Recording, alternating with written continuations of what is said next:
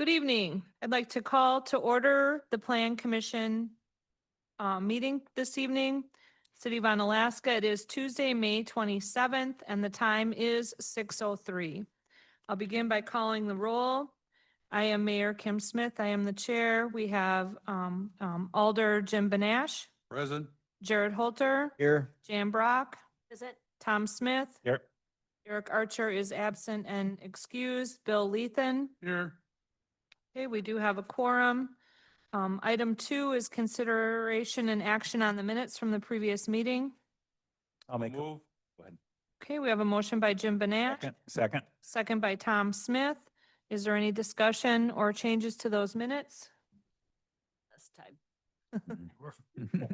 Yeah, you got cut off, didn't you? We had to proceed without Jan the last meeting. We barely made it, but we did. Okay. There was a motion to approve by Jim Benash, second by Tom Smith. All those in favor, please say aye. Aye. The minutes are approved. Item 3 is public input. Now is the time where members of the public may give public input. We do have multiple public hearings on the agenda, so there will be additional time to comment specifically. But this is an open input time. Anyone who wants to speak can. Just begin by stating your name and your address, and please limit your comments to 3 minutes. So this is general public input, if anyone would like to give input. Second call for public input. How about our chat person? Are we good there? Okay, third and final call for any general public input. We'll call that part closed and we'll move on for consideration and possible action on the following items. The first one, item 4, is a public hearing. This is for the annexation petition to annex 1.45 acres from the town of Onalaska to the city of Onalaska. This is located at N4923 East Avenue. It is tax parcel ID number 10-1205-0. The applicant is Buyer Investments LLC and Robert Smith. At this time, I will open the public hearing and ask if anyone would like to speak in favor of this annexation petition. Second call for anyone wishing to speak in favor. Third and final call for anyone wishing to speak in favor of the annex petition. Okay, that portion of the public hearing is closed. And if anyone would like to speak against the annexation petition, now is the time to do so. Is anyone wishing to speak against? Third and final call for anyone wishing to speak against the annex petition for the East Avenue property. The public hearing is now closed, and I will ask Katie Aspenson to introduce this topic to the Plan Commission for this evening. Katie? Thank you, Mayor. The applicant intends to annex one parcel of land containing 1.45 acres of land with a single-family dwelling. The city of Onalaska is directly adjacent to the north and south of the subject parcel, and access would be obtained from East Avenue North, as per the applicant. The applicant has requested high-density residential R4 district as the incoming zoning district to serve this parcel. The city should approve proposals for annexation into our community if the area for annexation has access to or can be easily connected to areas already served by the city, allowing efficient delivery of services, facilities, and utilities, and increased tax base and benefit to the city. The city staff put together 9 conditions of approval for this development. Thank you. What is the desire of the Plan Commission this evening regarding this matter? I make a motion that we approve the annexation request, the petition to annex 1.45 acres from the town of Onalaska to the city of Onalaska, located at N4923 East Avenue, Onalaska 54650, tax parcel number 10-1205-0, applicant Buyers Investment LLC, on behalf of Robert Smith, with the 9 conditions. Second. We have a motion on the floor. It's been made by Tom Smith and it's been seconded by Bill Lethan. Is there any discussion? Alder Banash. In the Plan Commission staff report, it is proposed zoning to move this to an R4 district. The area in question, are there other large complexes in this area? Oh, yeah. Yes, so directly south of this property that would it be adjacent to is another R4 property. And also south of this is a mobile home community district with our higher zoning district area. So two directly adjacent properties. The other question I have is the area where the house is located in the garage. Is that where part of this development is going to take place, or is it at this outlot that's mentioned as Outlot 2 and Lot 2? Are those also going to be developed in the high density? So the intention is for the entire parcel that contains the house, the shed garage, and the balance of the property would all be R4. From our last communication with the developer, it would be to keep the existing home, tear down the garage structure, and then build multifamily further into that property with what is currently vacant today. This high density, did he give you an idea about the size of this project that they're talking about? They have not yet stated. I think the intention was row housing, but we do not have a conceptual plan to share with you this evening. All right, they would still have to come back to the Plan Commission once that's decided? The only reason they would have to come back to the Plan Commission is if they were unable to follow the Unified Development Code and if they needed a planned unit development. If they were able to follow all of our regulations, they would not need to come back. They could just build, but they would have to follow every one of the rules within our zoning code. Okay, thank you, Katie. Yep. Thank you for that. Are there any other questions or comments from the commissioners? Okay, not seeing or hearing any. The motion on the floor is to approve this annexation petition with the 9 conditions. All those in favor, please say aye. Aye. Any opposed, say no. This motion carries unanimously. Thank you. Item 5 is a public hearing for a rezoning application to rezone 2 parcels of land from a mixed-use neighborhood district to a park and open space P2 for the purpose of expanding Dash Park located at 114 and 120 3rd Avenue South. These are tax parcel ID numbers 18-101-0 and 18-102-0. The applicants are Skogenheim LLC and I will now open the public hearing and ask if anybody would like to speak in favor of this rezoning application. Second call for anyone wishing to speak in favor. Can you hear me? Okay, he should begin by stating his name and address.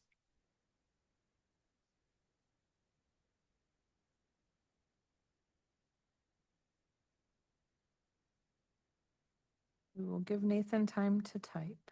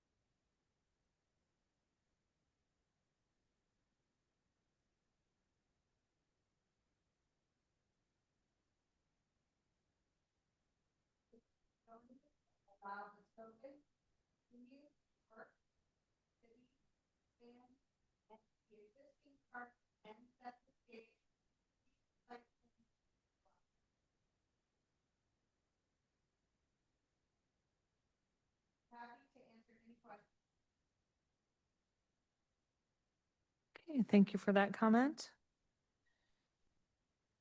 Okay, would anyone else like to speak in favor of this rezoning application?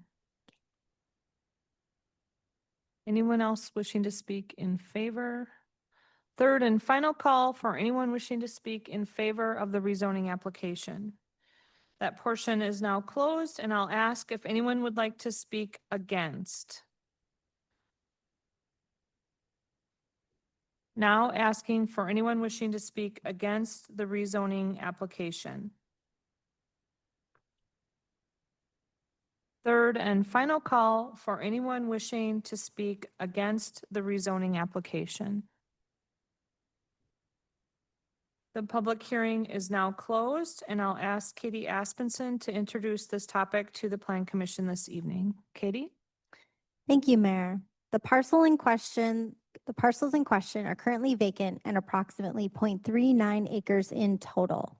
The developer is requesting to rezone the parcels from mixed-use neighborhood MUN to Parks and Open Space P2 district in order to accommodate the future expansion of Dash Park. Included is a cover letter describing the project as well as a conceptual site plan showing the location of park features, including but not limited to shelters, a small fountain feature, bathroom facilities, seating, open area recreation space, and connections to the existing Dash Park. The anticipated construction for the expansion project is 2025 to 2026. City staff have put together 4 conditions of approval for this development. Thank you for that. What is the desire of the Plan Commission this evening?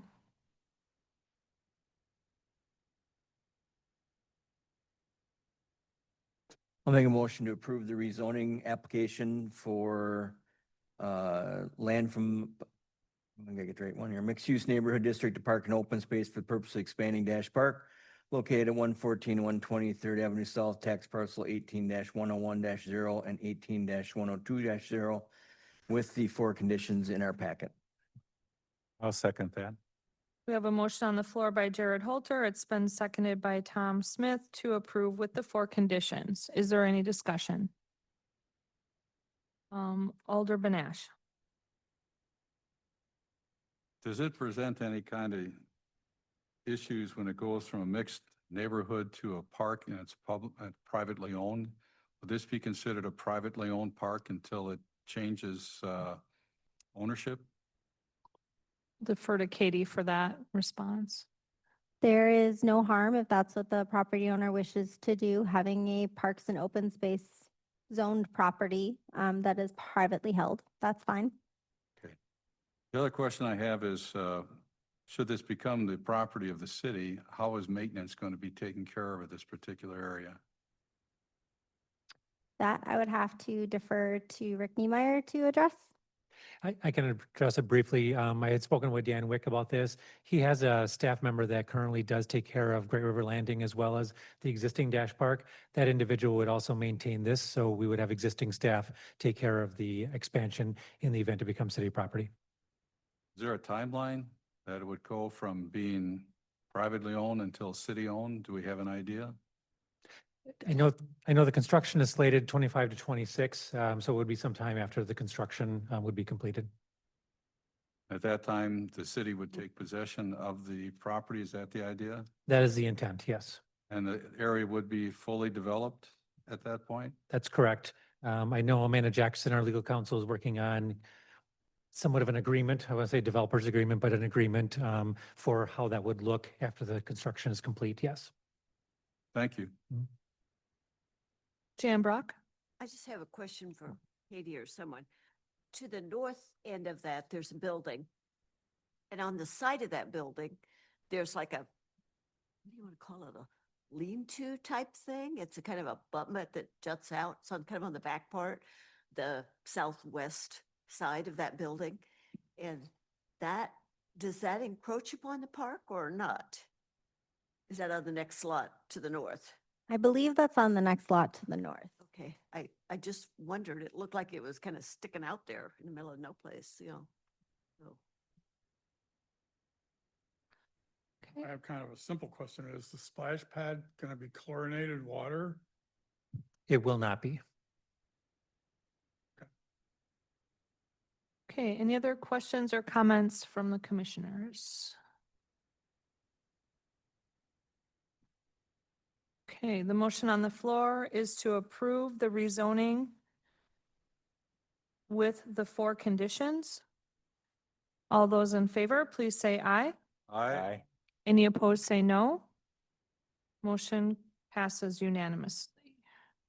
Item number 6 is a public hearing for the rezoning application to rezone 2 parcels of land from Parks and Open Space P2 District to Low Medium Density Residential R2 District for the purpose of future land disposition located at 17th Avenue South and Oak Forest Drive. These are tax parcel IDs 18-21382 and 18-21383. The applicant is the City of Onalaska. I'll now open the public hearing and ask if anyone would like to speak in favor of this rezoning application. Second call for anyone wishing to speak in favor.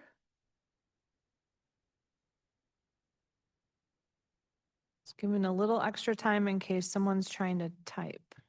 Third and final call for anyone wishing to speak in favor of this rezoning application. That portion of the public hearing is now closed, and I'll ask if anyone would like to speak against the rezoning of these 2 parcels of land. Second call, if anyone would like to speak against this rezoning application. Third and final call for anyone wishing to speak against the rezoning application. Not seeing or hearing anyone, the public hearing is now closed, and I'll ask Katie Aspenson to introduce this topic to the Plan Commission this evening. Katie? Thank you, Mayor. Previously, the Common Council had approved the creation of these 2 outlots in 2024 with the intention that they be rezoned and merged with adjacent property owners. Over the past 5 decades, the boundary lines in the southern portion of Oakwoods Park became unclear, and both neighboring properties at 104 Oak Forest Drive and 111 17th Avenue South had made improvements on the parkland that was owned by the city, including landscaping and retaining walls. The property along the hillside has also been collectively cared for and maintained by the abutting property owner, which has changed many times over the years. While city property is not subject to adverse possession, the city believes that in this very particular case, the hillside would be better served as private property belonging to the abutting property owners than the city. The La Crosse County Circuit Court has previously approved the petition for order to vacate a portion of Parkway parcel that's been dedicated to the public. City staff have put together a total of 5 conditions of approval for this development. Thank you for that. Okay, with that said, we'll turn this matter over to the Plan Commission this evening. What is your desire? I'll make a motion to approve the rezoning application for 2 parcels in the district from low medium density, from park open space to low medium density, tax parcels 18-2138-2 and 18-2138-3, with 5 conditions.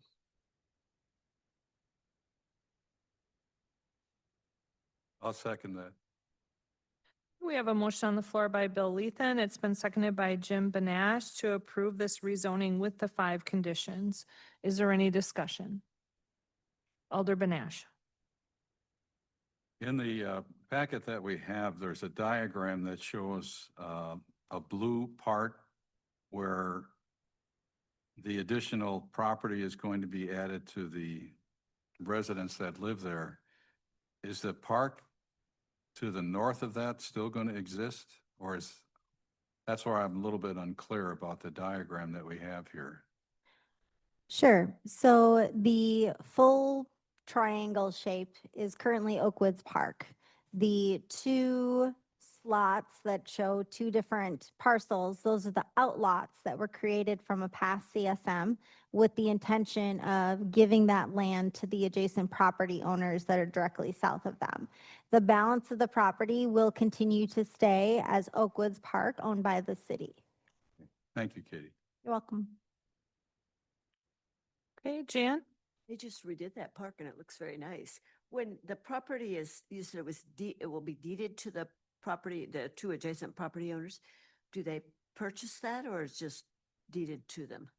The city will transfer it to them at no cost, but they will be eventually responsible for taxes. Okay, any other comments or questions? I feel like we've been working on this for a long time because we did have to get approval from the county as well. Okay, the motion on the floor is to approve this rezoning with the 5 conditions. The motion on the floor is to approve. All those in favor, please say aye. Aye. Any opposed, say no. Motion carries unanimously. Thank you. Item 7 is a public hearing. This is for the Unified Development Code text amendments, specifically sections 1302.68 Q and 1302.68 T related to the use of standards for satellite television dish or radio or television antenna and towers and telecommunications structures and towers. The applicant is the City of Onalaska. I will ask Katie to do a summary of this. Oh, wait, I'm going to do a public hearing first. First, I will open the public hearing and ask people to speak, if anyone would like to speak in favor of this text amendment. So I'll be first asking for the public hearing. Anyone wishing to speak in favor of the text amendment, now is the time to do so. Second call for anyone wishing to speak in favor of the text amendment. Third and final call for anyone wishing to speak in favor of the text amendment to the sections I described. Okay, that portion of the public hearing is now closed, and I will go on to ask if anyone would like to speak against these text amendments to the Unified Development Code. Anyone wishing to speak against? Third and final call for anyone wishing to speak against these text amendments to the sections described. Okay, not seeing or hearing anyone, I will now close the public hearing and ask Katie Aspenson to do a summary of the changes that are recommended to the text of these sections of our Unified Development Code. Katie? Thank you, Mayor. So City of Onalaska staff had reviewed these UDC sections in order to ensure compliance with Wisconsin state statutes.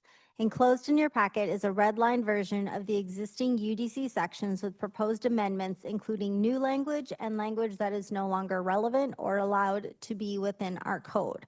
That primarily is the strike-through language. In general, the primary changes were improving the clarity of our ordinance language, exemptions for amateur radio antennas and towers with specific standards, application review procedures for conditional use permits, and then the creation of a new Class 2 co-location permit.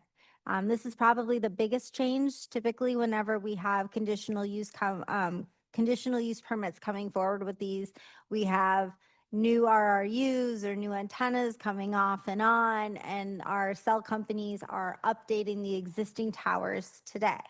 By aligning our code with state statute, we will no longer have to process those as conditional use permits. We will be processing them as a Class 2 co-location permit. So the only new conditional use that you will see coming forward is if someone wants to put up a brand new tower in our community. So conditional use permits will be significantly less because of this change. So these Class 2 co-location permits will be reviewed by staff only in conformance with Wisconsin state statutes. So that is a hefty ordinance section. It's one of our longest in the Unified Development Code. So we're essentially driving home the reasons for why we're doing what we're doing. So that's why it talks about for aesthetic and safety purposes, we're acknowledging the need for why we are having our zoning rules as such. Again, we also tried to clarify what it is that we're doing, make sure our language is cleaner, and the primary thrust is obviously coming into conformance with state statutes. So if you have specific questions related to what is being modified, I'm happy to address those with you this evening. Thank you, Katie. So with that said, let's get a motion on the floor first concerning this item on the agenda, and we'll have discussion. I'll make a motion that we approve the Unified Development Code text amendments to sections 13-02-68Q and 13-268T related to use standards for satellite television dishes or radios or television antennas and towers and communication structures and towers. Applicant, City of Onalaska. Second.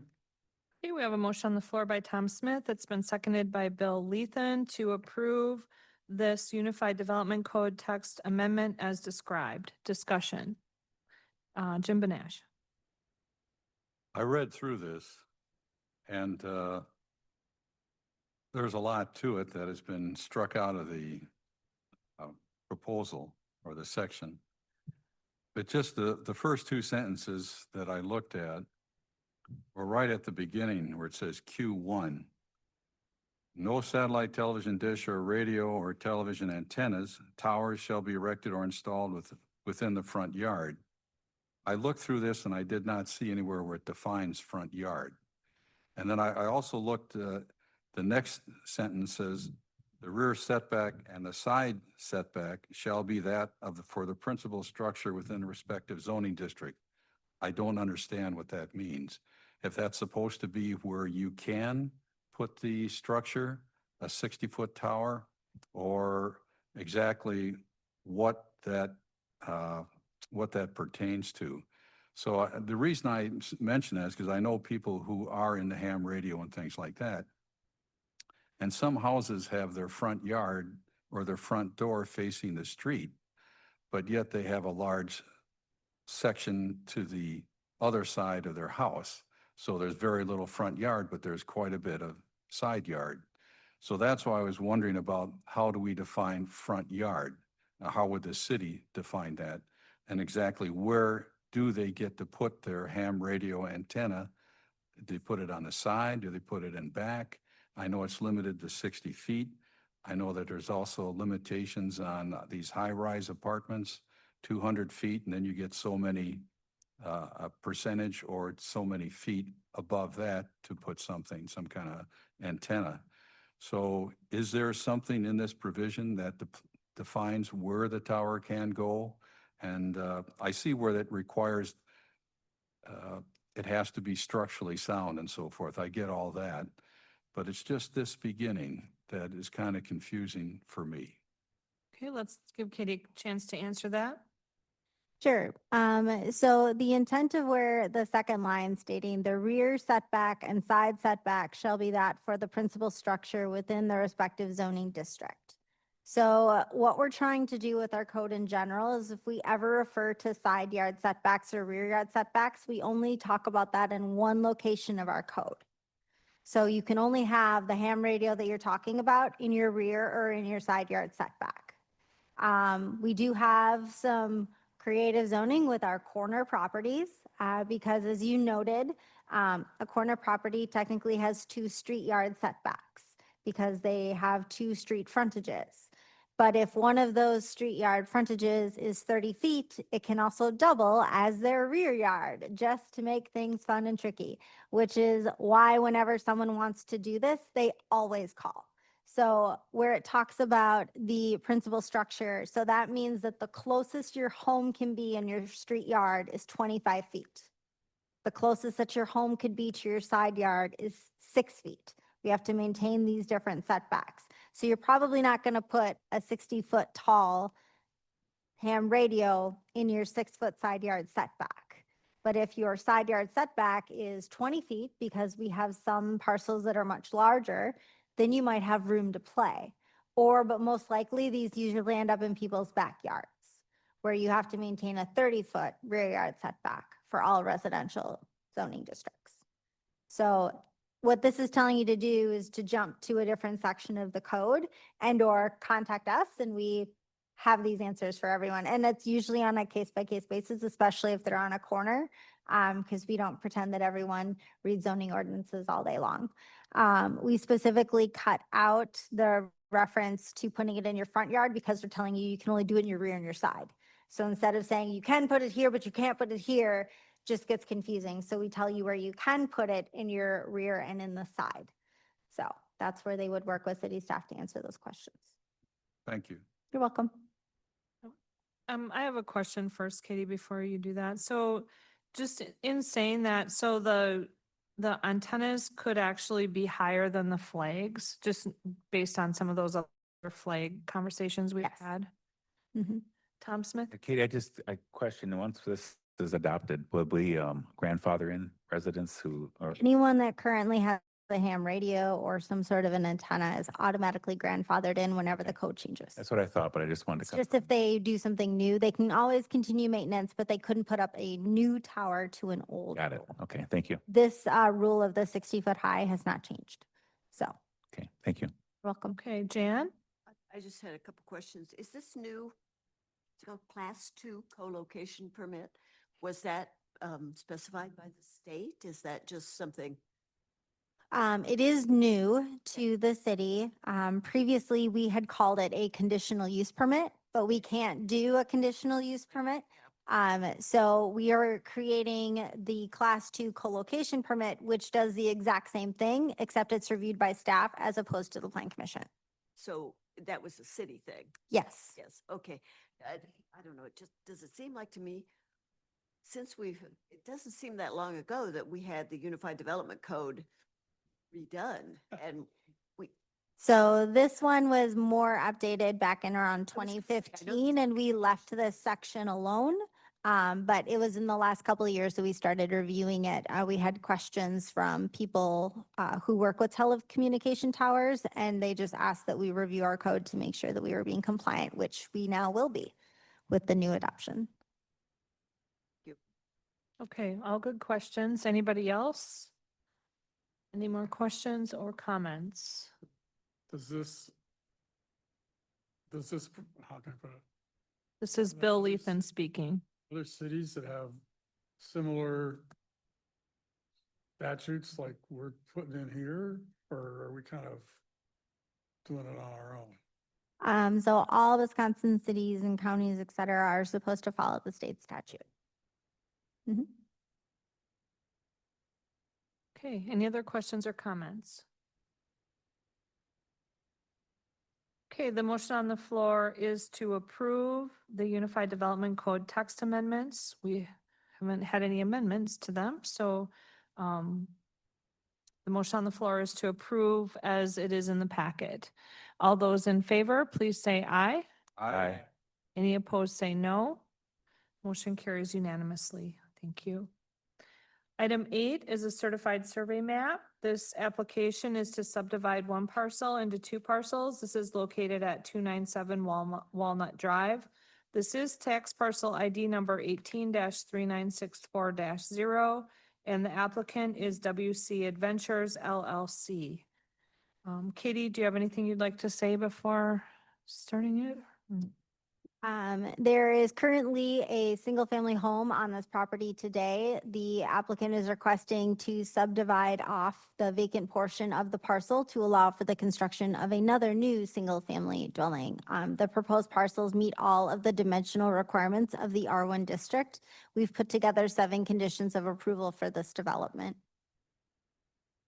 Thank you. What is the desire of the Plan Commission this evening? I'll move for approval of the property owner's request to divide the existing parcel, number 18-3964-0.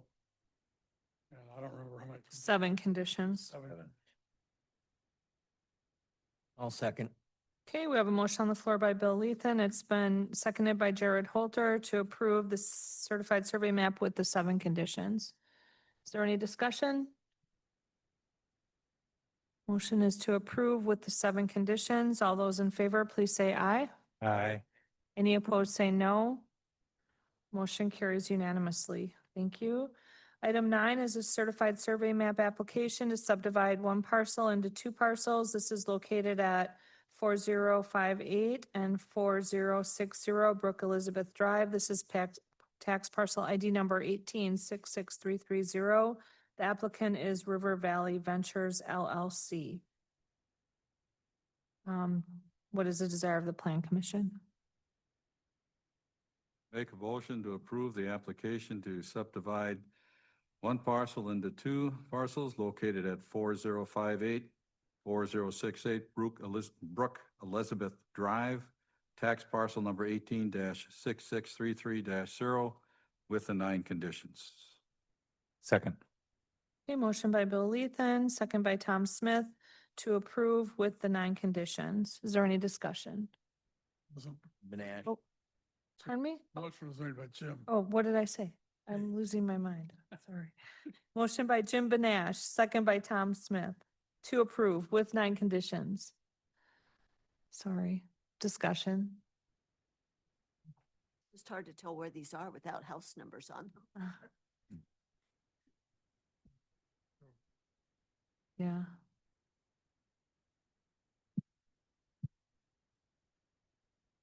No discussion. All right. All those in favor of approving with the 9 conditions, please say aye. Aye. Any opposed? Motion passes unanimously. Item number 10, certified survey map application to subdivide one parcel into 2 parcels. This is located at 4051 and 4053 Brook Elizabeth Drive. This is tax parcel ID number 186615-0. The applicant is Geo Investments LLC. I'll try to be more alert this time. I'm ready.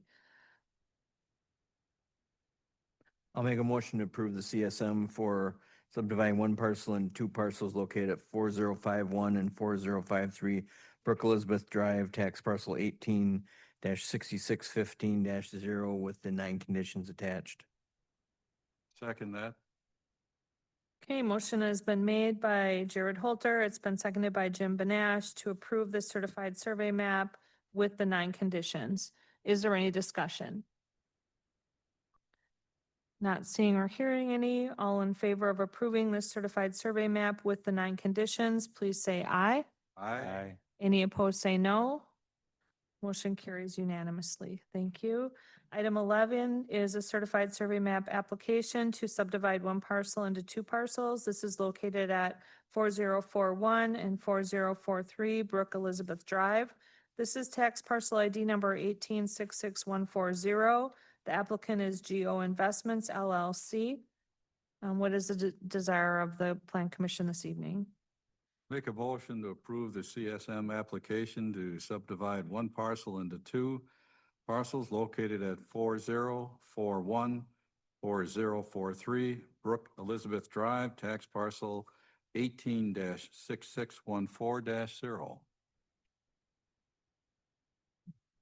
Second. Motion has been made by Jim Benash, seconded by Bill Lethan to approve the certified survey map with the 9 conditions. Is there any discussion? Not seeing or hearing any, the motion is to approve with the 9 conditions. All in favor, please say aye. Aye. Any opposed, say no. Motion carries unanimously. Motion to adjourn? Item two, okay, motion to adjourn by Tom Smith. Who seconded it? Bill. Bill Lethan seconded. All in favor, please say aye. Aye. Anyone opposed? We are adjourned. The time is 6:42. Thank you for joining.